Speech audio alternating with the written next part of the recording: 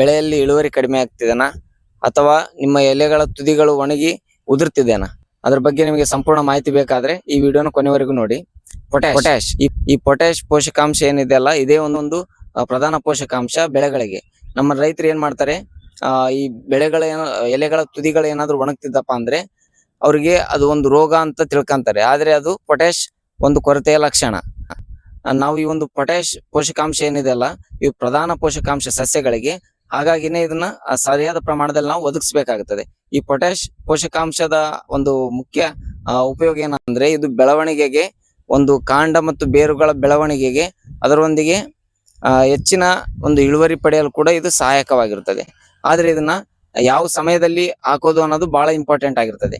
ಕೃಷಿ ಮತ್ತು ತೋಟಗಾರಿಕಾ ಬೆಳೆಗಳಲ್ಲಿ ಈ ಒಂದು ಪೊಟ್ಯಾಶ್ ಪೋಷಕಾಂಶದ ಅವಶ್ಯಕತೆ ಅತಿ ಮುಖ್ಯವಾಗಿರುತ್ತದೆ. ನೀವು ಒಂದು ವೇಳೆ ಏನಾದ್ರೂ ಈ ಪೊಟ್ಯಾಶ್ ಪೋಷಕಾಂಶವನ್ನು ಸರಿಯಾದ ಪ್ರಮಾಣದಲ್ಲಿ ಒದಗಿಸದೇ ಇದ್ರೆ ಬೆಳೆಗೆ, ನೀವೇನು ನೀಡಿರ್ತಾರಲ್ಲ ಸಾರಜನಕ ಅಂದ್ರೆ ಯೂರಿಯಾ, ಈ ರಂಜಕ ಅಂದ್ರೆ DAP ಒದಗಿಸಿರ್ತಾರಲ್ಲ, ಅದನ್ನ ಸಸ್ಯಗಳು ಹೀರಿಕೊಂಡು ಅದು ಬಳಕೆ ಮಾಡುವ ಒಂದು ಪ್ರಮಾಣ ಕಡಿಮೆ ಆಗ್ತದೆ.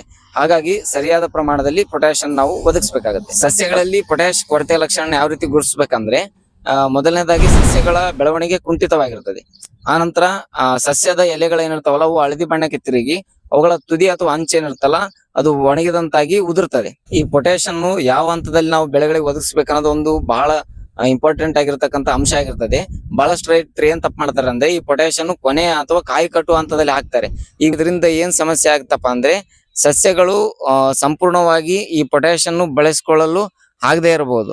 ಹಾಗಾಗಿ ಏನ್ ಮಾಡ್ಬೇಕಾಗತ್ತಂದ್ರೆ, ಈ ಪೊಟ್ಯಾಶ್ ಅನ್ನು ಸಸ್ಯ ಅಥವಾ ಬೆಳೆಯ ಒಂದು ಬೆಳವಣಿಗೆ ಹಂತದಲ್ಲೇ ನೀವು ಏನಾದ್ರು ಒದಗಿಸಿದ್ರೆ ಇದರ ಒಂದು ಉಪಯೋಗ ಗರಿಷ್ಠ ಪ್ರಮಾಣದಲ್ಲಿ ಬೆಳೆಯಲ್ಲಿ ಇರ್ತದೆ, ಹಾಗೂ ಹೆಚ್ಚಿನ ಇಳುವರಿಯನ್ನು ಕೂಡ ನೀವು ಪಡಿಬಹುದು. ಇಂತಹ ಉಪಯುಕ್ತ ಕೃಷಿ ಸಂಬಂಧಿತ ಮಾಹಿತಿಗಾಗಿ ನಮ್ಮ ಅಗ್ರಿವರ್ಲ್ಡ್ ಪೇಜ್ ಅನ್ನು ಫಾಲೋ ಮಾಡಿ. ಧನ್ಯವಾದಗಳು.